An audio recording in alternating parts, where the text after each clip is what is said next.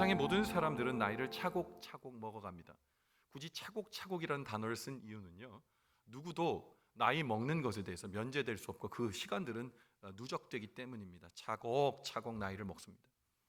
나이에 들어감에 따라 우리의 육체는 운동 능력도 떨어지고요, 생각지도 않은 곳에 병이 갑자기 찾아오기도 합니다. 그러나 시간을 되돌릴 수 없기 때문에 흐르는 시간 앞에서 아름답고 두려울 곳이 없었던 젊은 나이를 추억하며 우리는 어쩌면 그렇게 늙음을 인정하고 받아들이는지도 모를 일입니다. 그러나 우리에게 다가오는 이 늙음을 인정하고 받아들이지만 그래도 한 살이라도 더 젊어지고 건강해지기 위해서 많은 사람들은 안티에이징 운동을 합니다. 안티에이징이 뭡니까? 노화 방지하기 위해서요, 항산화 물질도 많이 섭취하고 운동을 통해 체력을 유지하려고 애를 씁니다. 여러분, 요즘 따라 제 피부가 촉촉해진 것 같지 않습니까? 요새 안티에이징 화장품을 바르고 있거든요. 여러분, 그러나 안티에이징도 한계가 있어요. 우리에게 다가오는 늙어감을 근본적으로 막아낼 방법과 재간이 없습니다. 사실 어느 누구에게나 늙어간다는 것은 결코 유쾌한 일은 아닐 것입니다.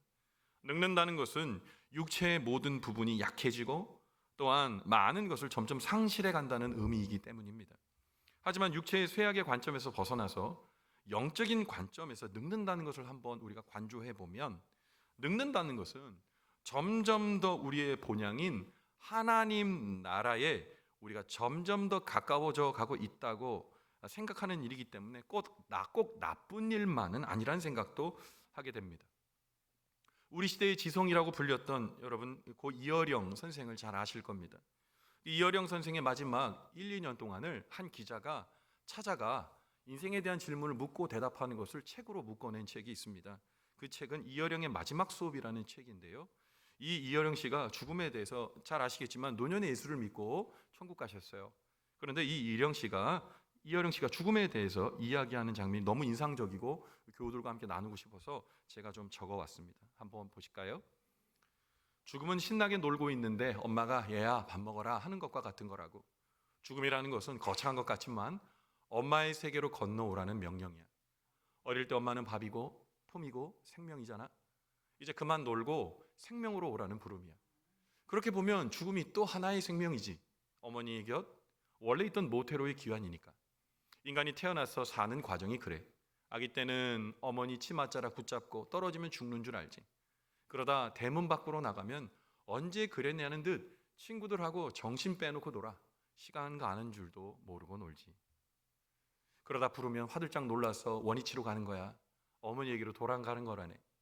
죽으면 돌아가셨다고 하잖아. 탄생의 그 자리로 가는 거라네. 그래서 내가 일관되게 얘기하는 것은 죽음은 어둠 골짜기가 아니야. 까마귀 소리나 깜깜한 어둠이나 세계의 끝, 어스름한 황혼이 아니지. 오래 핀 장미처럼 가장 아름답고 찬란한 대낮이지. 장미밭 한복판에 죽음이 있어. 세계의 한복판에 생의 가장 화려한 한 가운데 죽음의 자리는 낭떠러지가 아니야. 바로 고향이지. 이어령 씨가 인생의 후반부에 예수님에 대한 신앙으로 살았습니다. 그러하기에 그에게 죽음이란 육신을 떠나 어머니의 품으로 돌아가듯 고향인 하나님 계신 하나님의 천국으로 그 임재 가운데 들어가는 것이었기 때문에 이어령 씨는 죽음이 두렵지 않았나 봅니다. 그런데 오늘 말씀의 본문의 사도 바울도 똑같은 안목을 가지고 오늘 본문의 말씀인 고린도후서 4장 16절을 다음과 같이 담담하게 말씀하고 있습니다.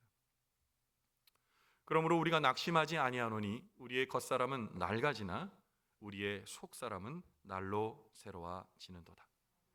여러분, 이 말은 무엇입니까? 오늘 사도 바울은 우리의 육신은 세월이 지날수록 쇠약해지고 병약해질지 모르지만 우리의 영혼은 날마다 새로워진다고, 예수님을 구주로 믿고 사는 사람들은 날마다 새로워진다고 그렇게 말하고 있는 겁니다. 그리스도의 은혜로 하나님의 구원을 확신하고 믿는 사람은 시간의 흐름에 따라 육신의 겉모습과는 다른, 사뭇 다른 곱고 아름다운 속사람의 모습이 그 안에 있다는 겁니다. 그래서 바울은 우리의 삶의 자리를 늙어가는 것이 아니라, 요즘 무슨 그런 여러분 이야기 아시죠? 여러분 그 유행가 가사잖아요. 그 노사연 씨의 바램이라는 그 가사에 뭐라고 하는지 여러분 아시죠? 여러분, 우리가 늙어가는 것이 아니라 익어간다. 여러분 아멘 하셨어요? 늙어가는 것이 아니라 익어간다, 그렇게 말하고 있죠. 여러분, 오늘 사도 바울도 마찬가지입니다. 우리의 삶이, 우리가 육체적인 삶이 늙어지고 우리가 나이가 들매에 따라 모든 것이 쇠약해지지만 예수의 은혜 가운데 있는 우리는 날마다 새로워짐을 경험하게 될 수밖에 없다는 겁니다. 여러분, 이 고백이 사도 바울의 고백일 뿐만 아니라 오늘 우리의 고백이 되기를 주님의 이름으로 간절히 축원을 드립니다. 여러분, 오늘 우리는 그래서 이제 2022년도 벌써 10월도 그리고 후반기에 이르렀습니다. 어느덧 한 번의 계절을 더 거치면 우리는 또 한 살이 먹습니다. 이러한 때에 나의 늙어감으로 인해 한탄하고 있는지, 아니면 내 영혼이 하나님으로 인해 새로워지고 있음을 실로 경험하며 주님의 은혜로 생동감 있는 삶을 살고 있는지 오늘 돌아보는 시간을 가졌으면 좋겠습니다.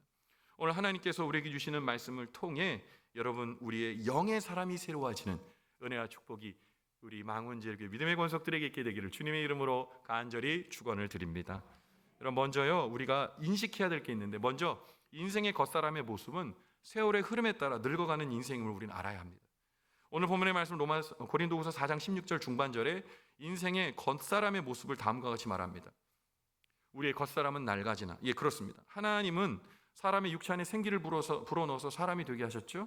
그래서 우리 사람은 오늘 본문의 말씀처럼 이 안에 육체의 겉사람과 안에 영혼의 속사람이 있다고 말하고 있는 거예요.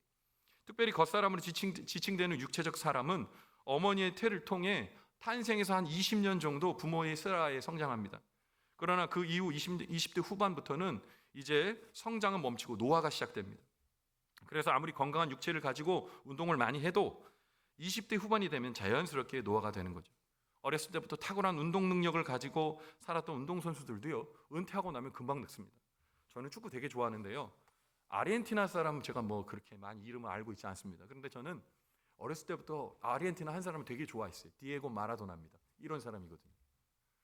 여러분, 디에고 마라도나는 세계에서 축구 가장 잘한다는 사람이었어요. 여러분들은 메시를 알겠지만 그 이전의 사람입니다. 마라도나는 축구의 신이라고 불릴 만큼 그렇게 운동을 잘해요. 운동 능력이 탁월했어요. 잉글랜드랑 월드컵 예선전을 할 때 7, 8명을 다 제끼고 골을 넣은 사람입니다. 그런데 우리나라에 이제 지금은 뭐 별세하셨지만 한번 우리가 내한한 적이 있어요. 몇 년 전에. 그래서 친선 게임을 했는데 이렇게 변했어요. 저 배 나온 거 보세요. 배 나온 거. 저분은 서 있기도 지금 힘든 거예요. 마라도나한테 도대체 누가 무슨 짓을 한 겁니까 도대체? 세월을 직격으로 맞은 거예요. 여러분, 그런데 이와 같이 우리의 육체는 세월이 갈수록 연약해집니다. 겉사람의 상태인 낡아지나로 번역된 헬라어 디압테이레타이라는 말로 이제 헬라에 써 있는데, 이게 원래 어떤 뜻이냐? 파괴됐다, 못 쓰게 됐다, 썩었다 이렇게 되어 있거든요. 근데 오늘 성경은 낡아지나 이렇게 표현했는데 옛날 개역 한글에 어떻게 썼는지 기억하세요? 후패하나 이렇게 썼어요. 후패라는 뜻이 썩어진다는 말이 어감상 너무 안 좋아서 낡아지나라고 바꾼 거예요. 후패한다는 게 뭡니까? 썩어 냄새나는 거예요. 후패한다는 게 뭡니까? 못 쓰게 된 거예요. 후패하게 된 건 뭡니까? 고장나지고 있다는 겁니다. 여러분, 특별히 청년의 시기에는 이런 것을 잘 눈치채지 못하지만 중년 때를 맞이하면 인생의 격변을 만나게 됩니다.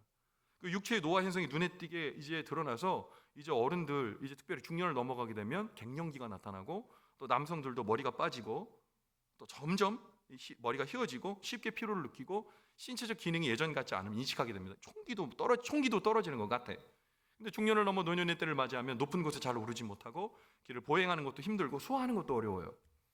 그래서 사람들은 이렇게 조금씩 쇠약하고 늙어져가는 육체를 보면서 늙어감을 조금이라도 지연시를 애쓰지만 그것은 애씀이지 그것은 결과로까지 잘 이어지지 않습니다. 그래서 오히려 지혜로운 사람들은 육체의 늙어감을 그대로 인정하고 하나님의 섭리로 바라보고 늙어짐을 받아들입니다. 그러나 이것은 육체를 가꾸고 관리하는 노력을 멈추라는 말씀은 전혀 아닙니다. 운동하셔야 돼요. 저처럼 바르세요. 우리의 육체에서 열심히 하십시오. 그러나 그것이 다가 아니라는 인식을 가지셔야 된다는 거예요. 만약 육체의 건강과 관리만을 인생의 전부로 목적을 알고 산다면 그 노력과 열정이 시간의 흐름 앞에서 무익하다는 것을 금방 깨닫게 될 겁니다. 그리고 그것을 직면하게 될 때 우리는 낙심하게 될 겁니다. 너무 우리가 늙어감에 대해 마음을 다 빼앗기지 마십시오. 우리가 늙어감은 자연스러운 일이고 그것으로 인해 우리가 쇠약해져 가더라도 하나님의 섭리로 우리는 썩어져간 육체와 반대로 우리의 영혼은 날마다 젊어지고 있다는 것, 새로워지고 있다는 것, 그것을 알고 경험하는 믿음의 성도들 되기를 간절히 바랍니다. 둘째로, 그래서 우리의 속사람의 모습 말고 이제 겉사람의 모습 말고 속사람의 모습을 들여다볼 줄 알아야 되는데요. 예수님으로 인해 날마다 새로워지는 인생은 속사람이 새로워지는 일을 경험합니다. 오늘 본문의 말씀인 고린도후서 4장 16절의 하반절에 인생의 속사람의 모습을 이렇게 말씀하고 있습니다. 우리의 속사람은 날로 새로워지는도다. 성경은 육체를 결코 죄악시하거나 부정적으로 언급한 적이 한 번도 없습니다. 그러나 육체와 영혼을 비교하여 그 중요성의 무게를 달아보았을 때 우리의 육체보다 영혼이 더욱 중요하다는 사실을 우리는 알아야 된다는 거예요. 육체는 영혼을 담는 그릇과도 같은 겁니다. 그릇보다 중요한 것이 뭡니까? 그 안에 있는 내용인물입니다. 그 내용물이 무엇이냐에 따라 그것이 밥그릇도 되고 국보가 되기도 하죠. 그 내용물에 따라 보물상자도 되고 쓰레기 상자도 됩니다. 예전에 이런 일이 있었대요. 고고 사학자가 어느 날 이제 그 유적을 방문하러 갔다가 길을 잃었어요. 그래서 어느 민가에 갔는데 민가에서 이제 물 한 잔, 뜨거운 여름에 물 한 잔 들이키고 있는데 강아지가 그 앞에 놀고 있더래요. 가만히 봤더니 강아지가 먹는 밥그릇이 국보급 그릇이었다는 거예요. 근데 그 주인은 그걸로 뭘 삼은 거예요? 개밥그릇. 고려청자를 개밥그릇을. 왜 그럴까요? 그 진가를 몰랐기 때문이죠. 아무리 청자고 보물상자면 뭐합니까? 거기 잔반 있으면 잔반통 되는 거예요. 여러분, 우리 안에 있는 내면이 중요한 겁니다. 여러분, 우리의 삶에 믿음의 선배들은 한결같이 이 육체보다 영혼의 무게를 두고 살았습니다. 그래서 베드로 사도는 베드로전서 3장 3절부터 4절의 말씀을 통해 성도가 육체보다 더 귀한 영혼을 갖고라, 그 여성들에게 주는 말씀인데 외모가 아니라 내면이 중요하고 영혼이 중요하다 말하는 장면으로 베드로전서 3장 3절 4절에 이렇게 얘기합니다. 너희의 단장은 머리를 꾸미고 금으로 차고 아름다운 옷을 입는 외모로 하지 말고 오직 마음에 숨은 사람을 온유하고 안정한 심령이 썩지 아니할 것으로 하라. 이는 하나님 앞에서 값진 것이니라. 아멘. 육체가 늙어져도 우리의 영혼을 가꾸면 우리의 영혼은 날마다 새로움을 경험하게 된다는 거예요. 그러면 영혼은 어떻게 가꾸어 나가야 됩니까? 구체적으로 어떻게 가꾸어 나가야 됩니까? 우리 속사람은 안에 죄성이 있어요. 아무리 부인하려고 해도 우리 안에 죄성이 있어서 하나님이 기뻐하지 않는 일을 도모하고 행하게 됩니다. 이 죄성이 있는 가운데 우리의 영혼이 새로워질 수가 없어요. 그래서 하나님께서 우리에게 주신 것이 무엇입니까? 하나님을 찾으라고 주신 기도, 하나님을 알라고 주신 말씀, 하나님께서 보내주신 보혜사 성령님, 그분을 통해 우리는 우리의 영의 사람을 새롭게 할 수 있는 줄 믿으시기 바랍니다. 그래서 기도와 말씀으로 성령 충만하는 가운데에 우리 안에 있는 이 영혼의 잡초를 제거해 나가야 되는 거예요. 영혼의 농부가 되어 이 안에 있는 이 잡초를 제거하셔야 되는 겁니다. 그래서 우리 이번 한 주간도 갱그레아 특별 새벽 기도를 했잖아요. 그리고 우리가 예배의 자리로 왔잖아요. 여러분 잘 하시는 겁니다. 이 안에 있는 이 영혼의 이 잡초를 제거하지 않으면 우리의 영혼은 신선해질 수 없어요. 우리는 그 자리에 있어야 됩니다. 자, 그래서 우리는 우리의 속사람을 가꿀 수 있습니다. 그러면 우리의 속사람을 가꿈으로 말미암아 우리의 영혼은 어떤 걸 경험하게 될까요? 날마다 하나님 주신 새로움을 경험하게 됩니다. 어떤 새로움이요? 여러분, 우리 안에 하나님 나라가 들어차게 됩니다. 영생이 믿어지게 됩니다.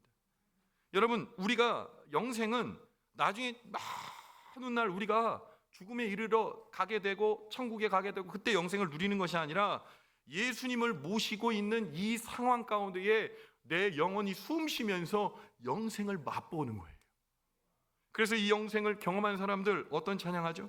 이 찬양합니다. 나 이제 주님의 새 생명 얻은 몸, 같이 할까요? 옛 것은 지나고 새 사람이로다. 그 생명 내 맘에 강같이 흐르고 그 사랑 내게서 해같이 빛난다. 영생을 누리며 주 안에 살리라. 오늘도 내일도 주 함께 살리라. 한 번 더요. 나 이제 주님의 새 생명 얻은 몸. 옛 것은 지나고 옛 것은 지나고 새 사람이로다. 그 생명 내 맘에 강같이 흐르고 그 사랑 내게서 해같이 빛난다. 영생을 누리며 영생을 누리며 주 안에 살리라. 오늘도 내일도 주 함께 살리라. 말씀을 이제 준비하고 마무리하면서 이 찬양이 제 마음을 스치고 지나갔어요. 펜을 내려놓고 찬양을 하는데 하나님 주신 새 은혜가 제 마음을 꽉 채우시더라고요. 영생을 맛보며 주 안에 살리라. 오늘도 내일도 주 안에 살리라. 제 영혼이 새로워지는 은혜를 느꼈습니다. 사랑하는 망원제일교회 성도 여러분, 우리가 자신에게 오늘 질문해 봅시다. 과연 나는 어떤 인생을 살고 있는지요? 시간의 흐름에 따라 늙어가고 있음을 낙심하며 한탄하는 인생인지, 아니면 예수님을 구주로 모시고 성령의 은혜 가운데 날마다 영생을 맛보며 주 안에 살고 있는지, 부디 이 질문에 좋은 편을 택하여 시간이 흐를수록 낡아지는 인생 아니라 시간이 흐를수록 영생의 기쁨으로 새로워지는 생동감 있는 신앙의 사람, 오늘 이 말씀 듣는 저와 여러분의 복이 되기를 주님의 이름으로 간절히 축원을 드립니다. 아멘. 기도하겠습니다.